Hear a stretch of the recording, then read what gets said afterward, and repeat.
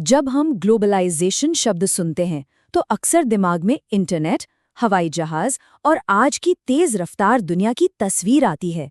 पर क्या ये कहानी सच में इतनी ही नहीं है? आज हम इसी धारणा को थोड़ा कुरेदेंगे और देखेंगे कि दुनिया के आपस में जुड़ने की ये कहानी असल में कितनी पुरानी, कितनी गहरी और कितनी ज्यादा दिलचस्प है।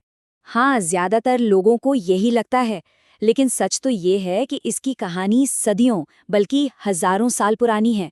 इसकी जड़ें उन पुराने रास्तों में हैं जिन पर सिर्फ सामान नहीं बल्कि इंसान, उनके विचार, उनकी संस्कृति और यहाँ तक कि बीमारियां भी एक महाद्वीप से दूसरे महाद्वीप तक का सफर करती थी। जी हाँ, ये कहानी रेशम के धागों, मसालों की खुशबू और फौलाद की ताकत से बुनी गई है। तो चलिए इस कहानी में और गहरे उतरते हैं। ये जो तस्वीर है, ये है सिल्क रोड की, जिसे हम दुनिया का पहला ग्लोबल नेटवर्क भी कह सकते हैं। और हमारी कहानी की शुरुआत भी यहीं से होती है, जहां व्यापारी, साधु संत और सैनिक हजारों मील का सफर तय किया करते थे। तो आज के मॉडर्न जमाने से बहुत बहुत पहले दुनिया इन सिल्क रूट्स के जरिए एक दूसरे से जुड़ी हुई थी। और ये कोई एक सड़क नहीं थी, बल्कि जमीन और समुंदर में फैले रास्तों का एक बहुत बड़ा जाल था, जो एशिया को यूरोप और उत्तरी अफ्रीका से जोड़ता था। लेकिन इन रास्तों पर सिर्फ चीन का रेशम या भारत के मसाले ही नहीं चलते थे। इन पर सफर करते थे व्यापारी, तीर्थयात्री और मिशनरी। और अपने साथ वो लेकर चलते थे नए विचार, नई मान्यताएं, नए धर्म। बौद्ध धर्म, ईसाई धर्म और इस्लाम, ये सब इन्हीं रास्तों से दुनिया के कोने कोने में फैले। पर इस जुड़ाव की एक काली सच्चाई भी थी। इन रास्तों से बीमारियां भी उतनी ही तेजी से फैली। अब कहानी में एक बहुत बड़ा मोड़ आता है।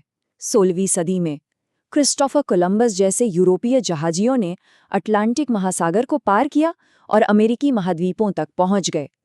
इस एक घटना ने दुनिया का नक्शा और इतिहास हमेशा हमेशा के लिए बदल दिया। जरा सोचिए, इस एक मुलाकात ने खाने पीने की पूरी दुनिया ही बदल दी। आलू, मक्का, टमाटर, मिर्च, मूंगफली, ये सब चीजें जो आज हमारी किचन की शान है, ये सब अमेरिका से आईं। वहीं दूसरी तरफ गेहूं, चावल, घोड़े और मवेशी यूरोप से अमेरिका गए। इस लेन देन ने हर महाद्वीप के खान पान का तरीका ही बदल डाला।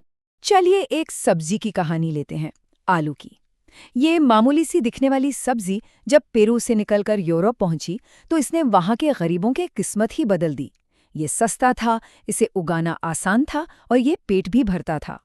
खासकर आयरलैंड में वहां के गरीब किसानों के लिए तो आलू मानो एक वरदान बन गया था। लोग बेहतर खाने लगे, उनकी औसत उम्र बढ़ गई और आबादी तेजी से बढ़ी। लेकिन किसी एक चीज पर इतनी ज्यादा निर्भरता, ये एक बहुत बड़े खतरे को दावत दे रही थी। और फिर वही हुआ जिसका डर था। 1840 के दशक में एक बीमारी ने आलू की सारी फसल तबाह कर दी। नतीजा, आयरलैंड में भयानक अकाल पड़ा। लगभग 10 लाख लोग भुखमरी से मर गए। एक सब्जी पर हद से ज्यादा निर्भरता का यह बहुत ही दर्दनाक अंजाम था। लेकिन खाने पीने की चीजों से भी ज्यादा घातक था बीमारियों का आदान प्रदान।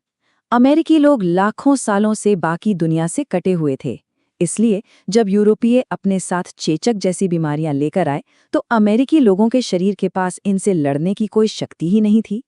इन कीटाणुओं ने वहां की मूल आबादी पर ऐसा कहर ढाया कि यूरोपीय लोगों के लिए जीत का रास्ता अपने आप साफ हो गया।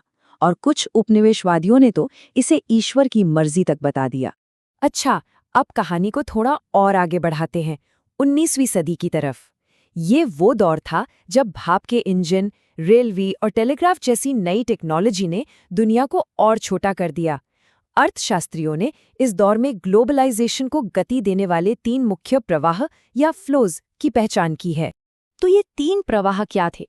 पहला, व्यापार का प्रवाह, मतलब चीजों का एक देश से दूसरे देश जाना। दूसरा, श्रम का प्रवाह, यानी लोगों का काम की तलाश में पलायन करना। और तीसरा, पूंजी का प्रवाह, मतलब पैसों का निवेश के लिए दुनिया भर में घूमना। और सबसे जरूरी बात यह है कि ये तीनों एक दूसरे से बहुत गहरे जुड़े हुए थे। इसे समझने के लिए ब्रिटेन के कॉर्न लॉ का किस्सा सबसे अच्छा है। सरकार ने बड़े जमींदारों के कहने पर बाहर से आने वाले सस्ते अनाज पर रोक लगा दी। खाने पीने की चीजें महंगी हो गईं। बाद में जब शहरों में रहने वाले लोगों और उद्योगपतियों ने दबाव बनाया तो ये कानून हटा दिया गया। अब बाहर से सस्ता खाना आने लगा और नतीजा, ब्रिटेन के अपने किसान बर्बाद हो गए और लाखों लोग अपना घर-बार छोड़कर काम की तलाश में अमेरिका, ऑस्ट्रेलिया जैसे देशों में बसने को मजबूर हो गए। देखा कैसे व्यापार ने श्रम के प्रवाह को जन्म दिया। और ये कोई छोटी-मोटी बात नहीं थी। एक अनुमान के मुताबिक करीब 5 करोड़ यूरोपियन लोग एक बेहतर जिंदगी की उम्मीद में अपना देश, अपना घर छोड़कर दूसरे महाद्वीपों में जा बसे। ये इंसानी इतिहास के सबसे बड़े माइग्रेशंस में से एक था। लेकिन इस चमक-दमक वाले वैश्विक जुड़ाव का एक बहुत ही स्याह, एक बहुत ही अंधेरा पहलू भी था। ये सिर्फ व्यापार और अवसरों की कहानी नहीं थी। ये कहानी थी साम्राज्यवाद, शोषण और जबरदस्ती कब्जे की भी। कभी सोचा है कि अफ्रीका के कुछ देशों के बॉर्डर इतने सीधे क्यों हैं, जैसे किसी ने रूलर से लाइन खींच दी हो? क्योंकि सच में ऐसा ही किया गया था। 1885 में बर्लिन में यूरोप की बड़ी ताकतों ने मेज पर अफ्रीका का नक्शा रखा और उसे केक की तरह आपस में काट लिया, बिना ये सोचे कि वहां रहने वाले लोगों का क्या होगा। और अफ्रीका पर कब्जा करने में यूरोपीय ताकतों को एक ऐसे हथियार से मदद मिली जिसकी किसी ने कल्पना भी नहीं की थी। रिंडरपेस्ट नाम की एक बीमारी। ये मवेशियों में फैलने वाला एक प्लेग था। इसने अफ्रीका के लगभग 90% मवेशियों को मार डाला। इससे अफ्रीकी लोगों की रोजी रोटी छिन गई और वो खदानों और बागानों में मजदूरी करने के लिए मजबूर हो गए। इसी दौर में भारत और चीन से लाखों मजदूरों को एक कॉन्ट्रैक्ट के तहत काम करने के लिए दुनिया के दूसरे कोनों में भेजा गया, जैसे कैरेबियन द्वीप समूह, मॉरिशस और फिजी। इस सिस्टम को गिरमिटिया मजदूरी कहा गया, जिसे बहुत से लोगों ने गुलामी की एक नई प्रथा का नाम दिया। इन मजदूरों को झूठे वादे करके लाया जाता था, उन्हें बताया कुछ जाता था और होता कुछ और था। एक बार वो अपनी मंजिल पर पहुंच जाते तो उनके पास लगभग कोई कानूनी अधिकार नहीं होते थे और उनके साथ बंधुआ मजदूरों जैसा सुलूक होता था। तो इन सब चीज़ों ने, व्यापार, प्रवास, तकनीक और ज़बरदस्ती कब्जे ने मिलकर 20वीं सदी की शुरुआत तक एक बिल्कुल नई वैश्विक अर्थव्यवस्था बना दी थी।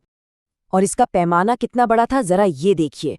1820 से 1914 के बीच, यानी 100 साल से भी कम में, दुनिया का व्यापार 25 से 40 गुना बढ़ गया। ये कोई छोटा मोटा बदलाव नहीं था, ये एक आर्थिक विस्फोट था। तो आज की जो हमारी दुनिया है, जो इतनी आपस में जुड़ी हुई है, वो रातों रात नहीं बनी। इसे बनाया है लोगों के बड़े पैमाने पर एक जगह से दूसरी जगह जाने ने, नई टेक्नोलॉजी ने, दुनिया भर में घूमती पूंजी ने, और हाँ, औपनिवेशिक ताकत और शोषण ने भी। तो ये कहानी हमें यही सिखाती है कि ग्लोबलाइजेशन हमेशा से एक दो-धारी तलवार रहा है। इसमें जुड़ाव भी है और संघर्ष भी, अवसर भी है और पीड़ा भी। तो सवाल ये है कि इस कॉम्प्लिकेटेड इतिहास की विरासत आज की दुनिया के लिए क्या मायने रखती है? इस पर सोचिएगा ज़रूर।